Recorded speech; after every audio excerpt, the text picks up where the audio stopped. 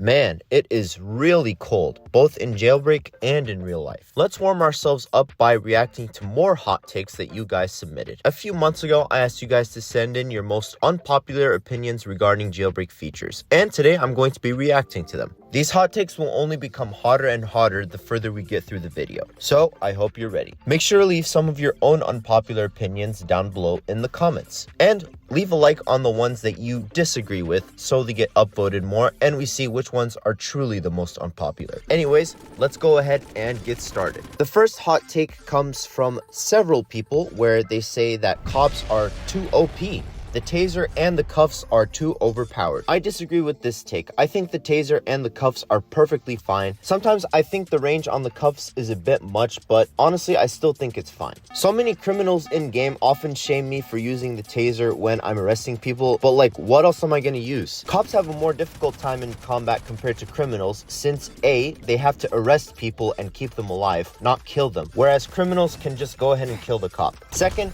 cops are often facing multiple criminals at a time, and since there's not really an incentive for cops to work together, often the cop is by him or herself. So when putting it into that context, I really don't think the taser and cuffs are bad at all. So I fully disagree with this opinion. Keeping up the cop theming, we have another hot take from Raymond Organism where he says, camping is a valid strategy. And I 100% agree with this take. Campers may be annoying to deal with as a criminal, but I think it's a very valid strategy. By now, all the camping spots in Jailbreak have become predictable enough that criminals really should be able to anticipate where the cops are. Jailbreak should not be a smooth ride for criminals all the time, and they should always be on edge. Also, cops in real life camp all the time. If they know a criminal is going to be in a certain location, they're not going to stay away from it just because they're afraid of a criminal calling them a camper. So I agree with this hot take. Camping is not an issue at all. Also, pro tip, I think a lot of you criminals need to be using the level 4 entrance to the volcano more. Several cops and myself often camp the main entrance to the volcano, and pretty much every criminal enters through that direction and somehow doesn't see us coming. So try switching up your entrance to the volcano a little bit. Also, pay more attention to the minimap, and campers really should not be that big of an issue.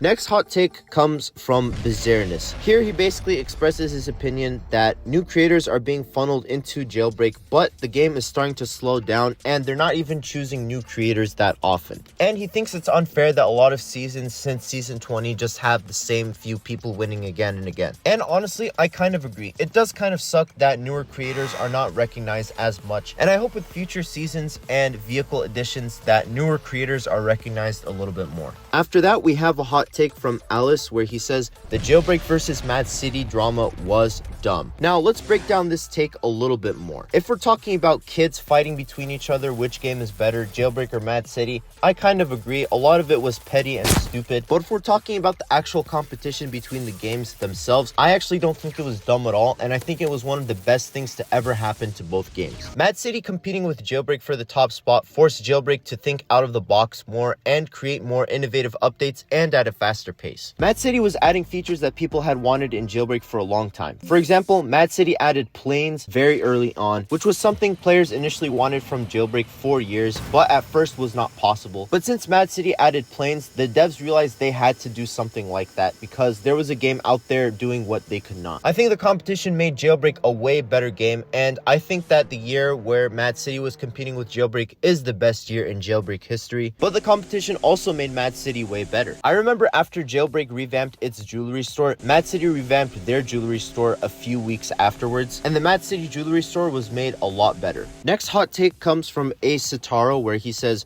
rolling sucks and it's unbalanced. And I disagree with this opinion as well. I think rolling is fine and a really fun movement mechanic. It helps spice up the game and combat a little bit more. The only thing I dislike about it is that sometimes it bugs and your character just flops around and it's still for a little bit, but I still think it's a good feature, and I think it's balanced fine, especially since both sides of combat can use it, so I really don't see what the big issue is with it. Next, we have a few hot takes from Osawix. His first one is Premium Garage is really overpowered and makes Jailbreak pay to win. I would say I fully agree with this. I think objectively, the Premium Garage is pay to win. People who have it have a far superior advantage to people who don't have it. It's simple as that, and you can't really dispute it. Being able to spawn hypercars and volt bikes with a couple clicks is insane, and it's rather hard to combat that if you don't have this Game Pass. Honestly, in my preferred version of Jailbreak, I would not have this be a Game Pass at all. I would just let people be able to spawn any car they wanted. But I understand why things are the way they are. Honestly, although I really enjoy having the Premium Garage and it makes Jailbreak very convenient, I do kind of miss the days when the game did not have it back in 2018 and 2017, because it actually gave more of an incentive to purchase all the vehicles randomly assorted around the map. If you were stranded and somehow lost your vehicle, there was a reason to buy everything so you could escape quicker. But now you don't really have that. Then Oswick says rolling is broken and should be removed, and I disagree. I already explained why. Then he also says Jailbreak is more of a car simulator than a prison game, which has made it lose its original essence. I mean, I agree that it is more of a car simulator, but I don't really agree that it was ever really a prison game. From the get-go, I've never seen Jailbreak as a prison game, just because being in the prison is a rather insignificant part of playing it. You escape fairly quickly, and the main portion of the game is just grinding outside and getting what you can. So he's right, but I disagree that Jailbreak lost its original essence, because the essence he's describing was never there. Then he shares what's not really a hot take, but more of a theory. He thinks that OG Jailbreak was self-sabotage to get people to stop complaining and asking for it. And while that's interesting, I just think it was executed poorly and it wasn't really done out of any malice. The biggest issue with OG Jailbreak was that the money between OG Jailbreak and main Jailbreak was not consistent, so there was no point to grind an OG Jailbreak because your money would not be saved. The devs were definitely aware of this when planning it out, and they deliberately said it this way, but I don't know why they did that. But I don't think it was because they wanted to sabotage OG Jailbreak and get people to stop asking for it. I think it was just a bad decision with nothing else behind it. Next hot take comes from Jackal, where he says the Successor is one of, if not the best hypercar. And I agree with this. I really enjoy the Successor. It's really fun to drive and it has fantastic stats. And of course, it looks fantastic. Say that again? It's fantastic. The next hot take comes from friend of the channel, Nathader, where he says that he thinks escaping jail should be more difficult. And I fully agree. The game is called Jailbreak after all. And I really wish the prison was more difficult to escape. It takes like 2 seconds to get out. I think that there should be more of an incentive on the cop team to camp the jail and keep the criminals contained. And I know that sounds crazy to a lot of you, but I do think the prison should be a little more difficult to get out of. Next hot take comes from Mega Flash Super, where he says the Blade was overrated and the Blackhawk was better in every way except speed. I think he has a fair point, but I still disagree. While the Blackhawk has a rope and it can see a lot more people, at the time I thought the Blade looked way better and it is way more difficult to shoot down than the Blackhawk. It's also faster, but that's something that he already granted. If the Blade were out today, I don't know if I'd pick it over the Blackhawk, but I still think it's a fantastic vehicle and I'm sad it's gone.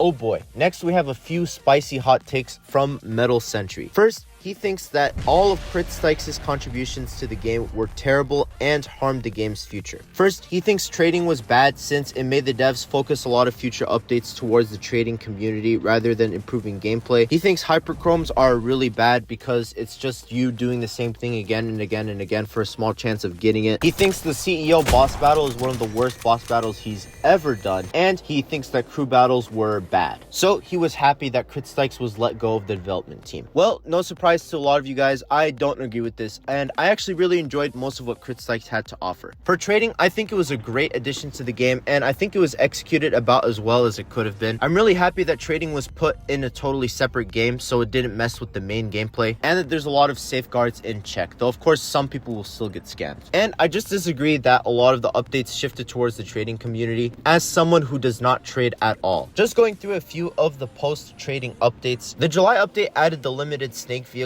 which could be seen as a way to appease traders, but as someone who does not trade at all, I still really enjoyed the vehicle since it's a lot of fun to drive and it was cool to grind for. It added hyperchromes, which do play a lot into trading, but even if you don't trade, you can just grind for them all by yourself. And this July update also did a lot to improve the main gameplay by fixing a lot of bugs and adjusting the stats of several vehicles. The August update was a safe revamp, which is entirely for the main game and does not affect trading at all. September 2022 revamped revamped the trains. While I wasn't a big fan of how the train revamp was implemented, it is still totally focused on the main game and does not affect trading at all. In October, we got a jet revamp and the fall update with a military season, which does not affect trading at all. In November, we got 5 days of vehicles. 4 out of the 5 vehicles were for the main game and don't affect trading at all. The 5th one, the Javelin, yes, that could be for the traders, but it's also just cool for the main gameplay to have another great fast vehicle for people to own. And this 5 days of vehicles also brought about a lot of bug fixes and improvements to the main game, like the ability to choose where you could spawn. And in December, we got the CEO boss fight, which again is totally in the main game and does not affect trading at all. That's just in 2022. The goal of 2023 was to improve a lot of features in the main game, not trading, and that was done to varying effects. And in 2024, the main game has gotten most focus. So unless I'm missing something, I really don't see how most of these updates appeal to the trading community at all.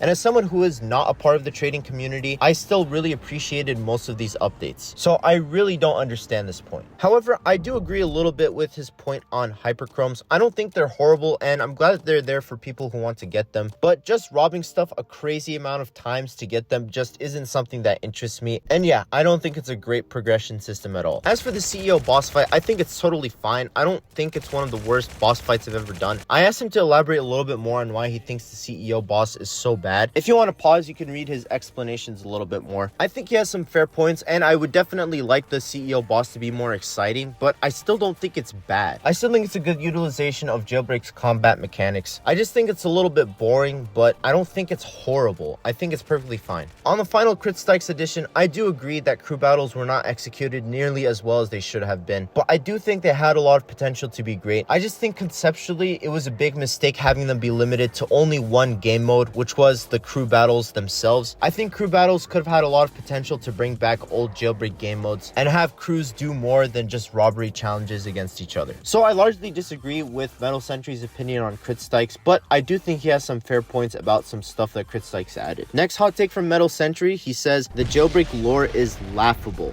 I know a lot of people are very displeased with the Jailbreak lore, but really it does not bother me like at all because I never came to Jailbreak for the lore. I agree, yes, it would be nice to have a more fleshed out lore for the game that makes sense, but I really don't mind the way it is since I don't come to play Jailbreak for the lore. I come to play for the gameplay. Also, I think the benefit of the lore being kind of vague and not well defined is that there's a lot of empty gaps for you to create your own explanations. So sure, the lore might not be good in Jailbreak, but I really don't care about it that much. But I do agree that having a more properly fleshed out and better executed lore in Jailbreak would make the game a bit better. Finally, Metal Sentry thinks that the worst update in the game was the 2022 winter update, since he was very disappointed with how the boss fight was executed and it made him quit the game for a little bit. He also mentioned how much he hates that season 13 implemented the darkest paint color instead of adding another community creation. And yeah, no surprise, I disagree with this because I thought the boss fight itself was good, but if you think the boss fight was bad, then yeah, it makes sense why you would think this is one of the worst updates. Again, I don't think the Jailbreak boss fight is amazing, but it's still good enough in my opinion for a Roblox game, and it puts your PvP skills to work. I do agree that it was a mistake to reward the darkest purple paint color in season 13, and that's something I always criticize about the season whenever I rank it, but I just don't really think it's that big of a deal at the end of the day, and future seasons have given several more opportunities for community creators to get their stuff added. Oh boy, let's see what the final hot take is.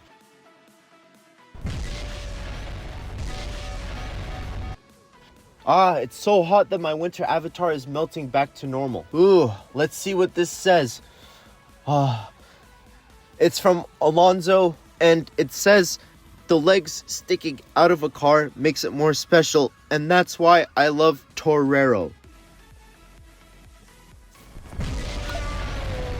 I'm sorry. I consider myself a fairly tolerant person. I disagree with a lot of the hot takes we looked at today, but I respect the people who sent them, and I respect a lot of those opinions, but I can't do it here. I'm sorry. This is proof that objective morality is real, and that there's an objective right and wrong. This is an objectively incorrect, immoral, unethical, despicable, and frankly offensive opinion. If Alonzo thinks this is good and makes vehicles more special, fine, but I don't want to hear him complaining about the leg burn he gets from his legs constantly rubbing the road. You deserve that pain for this frankly blasphemous opinion. But yeah, that's gonna wrap up my discussion of more of your hot takes. I hope you enjoyed it. Make sure to leave your own unpopular opinions or hot takes down below and let me know if you agreed or disagreed with any of them in the video. Make sure to like and subscribe if you enjoyed. Use code YouTubeNoobFreak at any Jailbreak ATM to get my tires. Join my Roblox group in Discord, linked in the description, and I hope you have a great rest of your day or night.